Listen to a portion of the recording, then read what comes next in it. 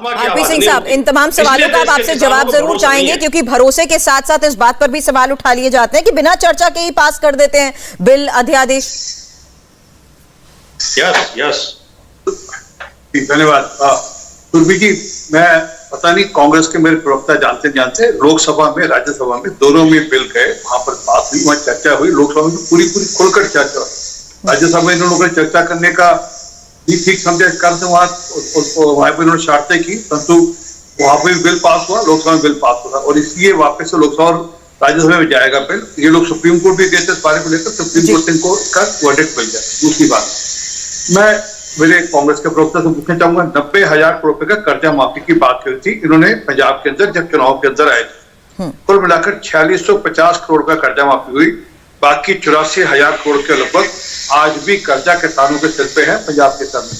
1673 किसानों की मृत्यु पिछले 4.5 साल, तो 5 साल नहीं पूरे हुए, लगभग 4.5 साल में 1673 किसानों की मृत्यु पंजाब में हुई कर्जे के चलते हुए। इसी प्रकार जब राजस्थान में चुनाव में गए थे राहुल गांधी जी, तो उन्होंने कहा था मैं 10 दिन के अंदर, मैं भाषण की कॉपी भेज दूंगा, मैं 10 दिन के अंदर आपके कर्जे माफ कर दूंगा। आज वहां पर किसानों की जमीन की कुर्की वार निकल गए हैं। राजस्थान सरकार ने जो लोग अपना कर्जा नहीं दे पाए उनकी जमीनों के कुर्की वार निकल गए। मोगा के अंदर सिर किसने फाड़े थे किसानों के, सबको याद है, तब किसी को भूला नहीं। ये कहते हैं खालिस्तान की बात करते हैं। मैं रवनीत बिट्टू को बयान याद दिलाता हूँ, तारीख बताता हूँ, 23 जनवरी को रवनीत बिट्टू औजला, इनके दोनों जो मेंबर पार्लियामेंट और एक इनके वहां के विधायक कीरा, इन तीनों गए थे बॉर्डर पर, और जब वहां से आए तो उन्होंने कहा ये सबके सब खालिस्तानी है जो यहाँ पर बैठे। मेरा नहीं, मैं रवनीत बिट्टू का बयान भी आपको वीडियो भेज दूंगा, उन्होंने कहा। मैं इसलिए कह रहा हूँ कि ये लगातार राजनीति कर रहे हैं, कांग्रेस का काम है। 70 साल तक इन्होंने राज किया, इन्होंने कभी कभी एमएसपी पे चर्चा नहीं करी, कभी इन्होंने कभी 2 पैसे किसान की जेब में डालने की बात नहीं सोची, इन्होंने कभी 2 पैसे किसान की। यहाँ तो प्रधानमंत्री ने किसान सम्मान निधि का मामला शुरू किया, किसानों की जो सॉइल टेस्टिंग का मामला शुरू किया, उनकी इंश्योरेंस का मामले शुरू किए।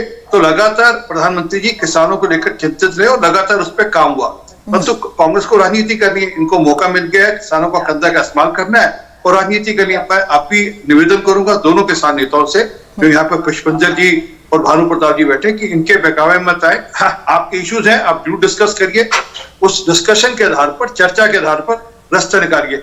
इनके कहने पे, इनके बहकावे पे आना, तो पहले इनसे जो इन्होंने वादे किए थे वो वादे इनके स्टेट गवर्नमेंट से पूरा करा लिए जाए। 86,000 करोड़ पे जिस दिन पंजाब का किसानों का कर्जा माफ कर देंगे उस दिन बात करेंगे। आरपी सिंह साहब, आपकी बात का जवाब देना चाहते हैं आलोक शर्मा जी, कहिए आलोक जी। देखिए, मुझे लगता है, मैं आरपी सिंह साहब मेरे बड़े भाई हैं, इन्हीं की बात मान लेता हूँ। 46,000 करोड़ माफ किया, कैप्टन साहब ने किया था, उसके बाद चन्नी साहब ने भी किया। कहीं कोई कमी रही होगी हम उसको भी पूरा करेंगे। बांध बनाने से लेकर, नहरों से लेकर, हरित क्रांति से लेकर सभी कुछ तो कांग्रेस ने किया था। खैर, हम उस पर जाना नहीं चाहते क्योंकि कांग्रेस के अंदर तो 70 साल में कुछ नहीं किया है। जो आप बेच रहे हो वो भी मोदी जी अहमदाबाद से लाए थे शायद। बात अब जो मुद्दे की वर्तमान की है उस पर बात किया जाए। आप कह रहे हैं राज्यसभा लोकसभा में चर्चा हुई, 5 जून को बिल आता है जिस समय पर लॉकडाउन था, और वॉइस वोट से, आवाज की वोट से आप लोगों ने उसको पास कराया। खूब हंगामा हुआ, क्या पूरे देश ने नहीं देखा? सुप्रीम कोर्ट में इतने दिन तक बार बार सुप्रीम कोर्ट से पता नहीं क्या आपका वो था, मंत्री भी कहते थे कोर्ट चले जाओ, कोर्ट चले जाओ, कोर्ट चले जाओ, पता नहीं क्या था।